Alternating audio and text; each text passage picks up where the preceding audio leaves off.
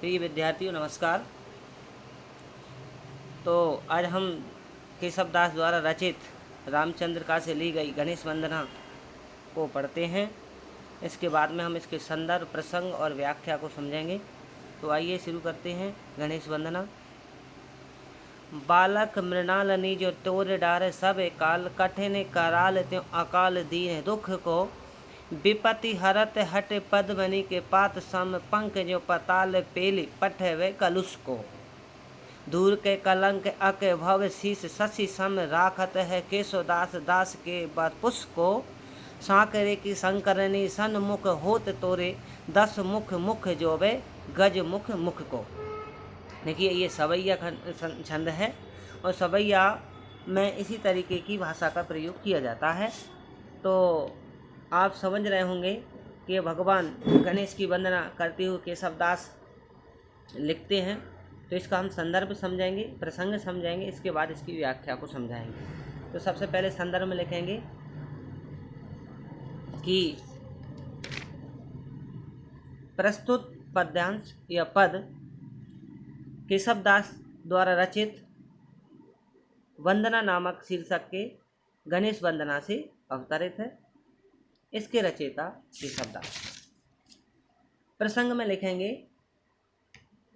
प्रस्तुत पद्यांश में या प्रस्तुत छंद में कवि केशवदास ने विघ्नहर्ता भगवान गणेश का स्मरण किया है। आओ व्याख्या करेंगे। व्याख्या में लिखेंगे कवि केशवदास जी कहते हैं, इसके कठिन शब्दों पर ज़रा दृष्टि डाल लीजिए तो मैं आपको समझ में आ जाएगा कि ये शब्द जो है वो क्या क्या है। देखिए यहाँ पर एक मृणाल ने जो शब्द दिया है, ये मृणाली नहीं होता है। जैसे कि आपने कमल का पुष्प देखा होगा, उस पुष्प को लगाने वाली जो डाल होती है, जिसको नलिका कहते हैं, कमल नाल जैसे कहते हैं, वो नाल है। वो बहुत ही मल्ली मतलब बहुत पतली और बहुत नाजुक होती है, जिसको कोई भी बालक आसानी से तोड़ डालता है। तो यहाँ पर बालक मृणालिनी जो तोड़ डाले सब काल, जिस प्रकार बालक कमल की नाली को बहुत ही आसानी से तोड़ डालता है, उसी प्रकार भगवान गणेश भी अपने भक्तों के कष्टों को या पापों को बहुत ही आसानी से दूर कर देते हैं। समझ लीजिए, यह उदाहरणार्थ मतलब वाक्य के अनुसार उन्होंने रचना की है। उन्होंने एक उदाहरण दिया है कि जिस प्रकार छोटा सा बालक कमल की डंडी को या कमल की नाली को बहुत ही आसानी से तोड़ डालता है, उसी प्रकार भगवान गणेश भी अपने भक्तों के कठिन से कठिन पापों को बहुत ही आसानी से दूर कर देते हैं। कठिन कराल त्यों अकाल दीह दुख को। इसका मतलब कठिन माने बहुत ही कठिन से कठिन, कराल माने होते हैं पाप या विकराल बहुत बड़े भयंकर। अकाल दीन दुख को, दीन दुख में दीन दुखियों के अकाल समय में जो असमय में जो दुख आते हैं, उन दुखों को भगवान गणेश बहुत ही बालक की भांति आसानी से तोड़ डालते हैं। विपत्ति हरत हट पद्मनि के पात सम, पंख जो पताल पेल पठवे कलुष को। दूसरी पंक्ति में केशवदास ने लिखा हुआ है कि जिस प्रकार भगवान पद्मिनी माने होती है कमल के पत्ते, पद्मिनी के पात सम। पद्मिनी माने होता है कमल का पेड़ और पात माने होते हैं उसके पत्ते सम। आपने देखा होगा कमल के पेड़ जो होते हैं, पौधे जो होते हैं, वे समुद्र में या झीलों में या तालाबों में, सरोवरों में पाए जाते हैं। तो सरोवरों में जो कीचड़ होती है, वो कीचड़ ऊपर जो पानी रहता है उसमें नहीं रहती। क्यों कमल की जो पत्ते होते हैं, वो पत्ते उस कीचड़ को दूर कर देते हैं। और जैसे ही कमल के पौधे के पास जो कीचड़ आती है तो उसके पत्ते टूटते हैं, और टूटकर जो पत्ते कीचड़ को पहले तो अपने नीचे जमा लेते हैं, और जैसे ही गंदगी नीचे जम जाती है तो पत्ता अपने आप जाता है और ज़मीन पर समुद्र की तली में उनको उस कीचड़ को जमाया जाता है और फिर तुरंत ऊपर हो जाता है। तो बहुत ही आसानी से वो पाताल में धकेल देता है।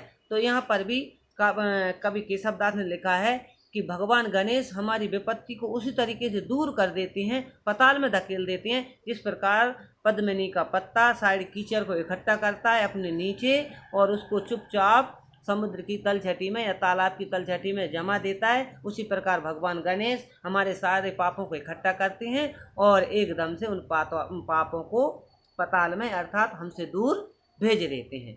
दूर के कलंक अक भव शीश शशि सम राखत हैं केशवदास दास के पपुन को। अर्थात यहाँ पर दूसरा उदाहरण केशवदास ने भगवान शंकर के स्वभाव को दर्शित करते हुए लिखा है कि चंद्रमा को कलंकित कर दिया था, तो चंद्रमा बहुत ने क्षमा याचना की।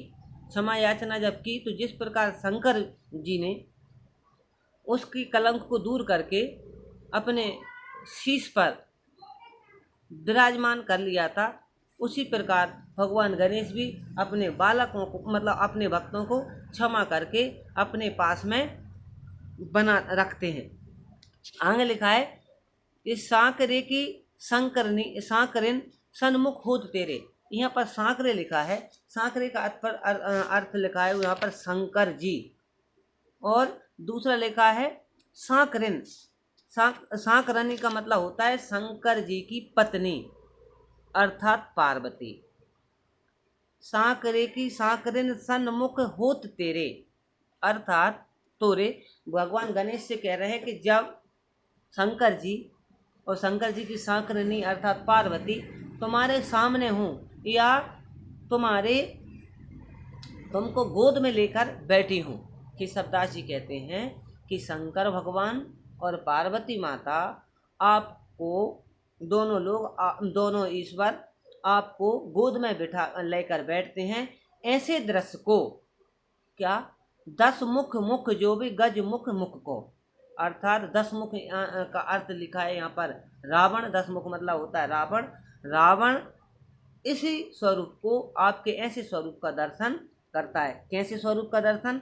वह स्वरूप जिसमें शंकर जी माता पार्वती आपको गोद में लेकर बैठी हूँ, तो ऐसे स्वरूप को रावण अर्थात तीनों देवी देवताओं के रावण दर्शन करता है। कौन के? शंकर जी के, पार्वती जी के और आपके, और वह अपना आपको कृतार्थ करता है। यहाँ पर लिखा है कि रावण भी गणेश जी के मुख की तरफ देखकर अपनी बाधाओं को दूर करने की आशा करता है, अर्थात वह भी प्रार्थना करता है कि हे गजानन, हे महादेव, हे माँ पार्वती, आप भी मेरे विघ्न बाधाओं को दूर कर दीजिए। तो यहाँ पर आपको मुझे आशा है आपको ये भी छंद गणेश वंदना आसानी से समझ में आई होगी। इसमें काव्य सौंदर्य के अंतर्गत हम लिखेंगे कि भक्ति रस का प्रयोग हुआ है, एक दूसरा अनुप्रास, उत्प्रेक्षा और श्लेष अलंकार का प्रयोग किया गया है, दूसरा गुण माधुर्य है। धन्यवाद।